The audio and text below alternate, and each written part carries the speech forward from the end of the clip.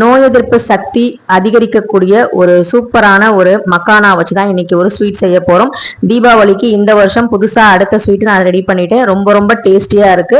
நேத்து ஏற்கனவே நான் வந்து பாத்தீங்கன்னா பன்னீர் ஜாமுன் வந்து செஞ்சிருந்தேன். அதோட மட்டும் இல்லாம காரா பூந்தியும் செஞ்சிருந்தேன்.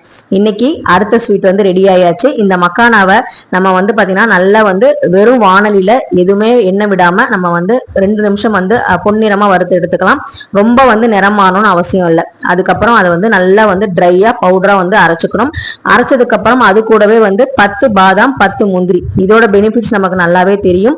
அது மட்டும் இல்லாம ஏலக்காய் வந்து தோல் நீக்கி அந்த விதைகளை மட்டும் சேர்த்து அதையும் நைஸா அரைச்சுக்கணும். இது கூடவே வந்து பாத்தீங்கன்னா சர்க்கரையும் வந்து 1/2 கப் வந்து நம்ம சேர்த்துக்கலாம். நான் வந்து மறந்துட்டேன், அதனால ஃபைனலா கடைசியா சேர்த்திருப்பேன். அதனால வந்து நீங்க ஆட் பண்ணிக்கோங்க. அதுக்கப்புறம் இது வந்து மில்க் பவுடர். இது வந்து நீங்க எந்த கம்பெனி வேணாலும் நீங்க வந்து சேர்த்துக்கலாம். நான் வந்து 5 ரூபாய் பாக்கெட் 2 பாக்கெட் வாங்கி நான் வந்து அதில் ஆட் பண்ணியிருக்கேன். அப்பதான் நமக்கு நல்லா சாஃப்டா அந்த இதா வரும். ஸோ அதனால வந்து இதை நல்லா கலந்து விட்டுக்கோங்க. இதுக்கு வந்து எண்ணெய் வந்து லிட்டர் கணக்கில் தேவைப்படாது. நெய்யும் வந்து பார்த்தீங்கன்னா நிறைய தேவைப்படாது. ஒரே ஒரு ஸ்பூன் நெய்யை வச்சு நம்ம வந்து எப்படி சப்பாத்தி மாவு பிசைவோமோ அந்த மாதிரி வந்து நீங்க பிசைஞ்சுக்கலாம். இந்த மக்கானா பாக்கெட்டுமே ரொம்ப ரொம்ப கம்மி தான், டிபார்ட்மெண்ட் ஸ்டோர்ல கிடைக்கும். நமக்கு தேவைக்கு ஏற்ப நம்ம வந்து வாங்கிக்கலாம். நல்லா வந்து இந்த மாதிரி பசைஞ்சு விடுங்க, அப்பதான் நெய் எல்லா பக்கட்டும் போகும். இதுல வந்து கொஞ்சம் கொஞ்சமா நம்ம வந்து கரண்டியில தண்ணி விட்டு கொஞ்சமா வந்து மாவு வந்து சப்பாத்தி மாவு பதத்துக்கு பிசைஞ்சுக்கலாம்.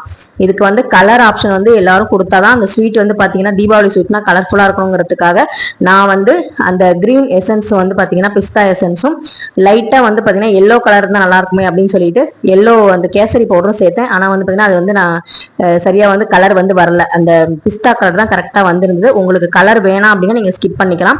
இப்ப இந்த ஸ்டேஜ்ல நான் வந்து சர்க்கரை பவுடர் வந்து நான் ஆட் பண்ணதுக்கு அப்புறம் நல்லா வந்து பாத்தீங்கன்னா சூப்பரா லட்டு பதத்துக்கு வந்துருச்சு மாவு. ஸோ இதை வந்து பாத்தீங்கன்னா நம்ம வந்து ஏதாவது ஒரு ஷேப் இருந்ததுன்னா அதுல வச்சு நம்ம வந்து எடுத்துக்கலாம். நான் ஃபர்ஸ்ட் யோகியோட விளையாட்டு ஜாமான்ல தான் இதை எடுத்தேன். ஸோ வந்து பாத்தீங்கன்னா ரொம்ப ரொம்ப குட்டி குட்டியா வந்துருந்துச்சு. இந்த மாதிரி செஞ்சா எத்தனை நேரத்துல செய்யறதுன்னு சொல்லிட்டு தான் அதுக்கப்புறம் வேற ஒரு மோல்டு வந்து பாத்தீங்கன்னா ட்ரை பண்ணோம், ரவுண்டா இருக்கிற மாதிரி. ஸோ அது வந்து பாத்தீங்கன்னா செய்யும் போது யோகி வந்து நானும் செய்யறேன் அப்படின்னு சொல்லி செஞ்சான். ஸோ கொட்டாங்குச்சியில் நம்ம மண்ணு நிரப்பி எப்படி விளையாடுவோமோ அந்த மாதிரி தான் இருந்தது. ஆனா டேஸ்ட் வந்து பாத்தீங்கன்னா ரொம்ப ரொம்ப சூப்பரா இருந்தது. இது வந்து நீங்க செஞ்சு காமிச்சிங்க அப்படின்னா மக்கானா அப்படின்னே தெரியாது. எந்த கடையில வாங்கினீங்கன்னு கண்டிப்பா கேட்பாங்க. இது என்ன ஸ்வீட்னு கண்டிப்பா கேட்பாங்க. அவ்வளவு சூப்பரா இருக்கும். பிஸ்தா எசன்ஸ் நம்ம ஆட் பண்ணாலுமே உண்மையான பிஸ்தா வச்சா சூப்பரா இருக்குமே அப்படின்னு சொல்லிட்டு பிஸ்தாவும் வந்து இதுல சேர்த்திருக்கேன். ஸோ பாதாம் முந்திரி பிஸ்தா மக்கானா எல்லாம் சேர்த்த ஒரு சூப்பரான ஹெல்த்தியான ஒரு ரெசிபி வந்து ரெடி பண்ணியாச்சு தீபாவளிக்கு. நீங்க என்ன பண்ணீங்கன்னு கமெண்ட்ல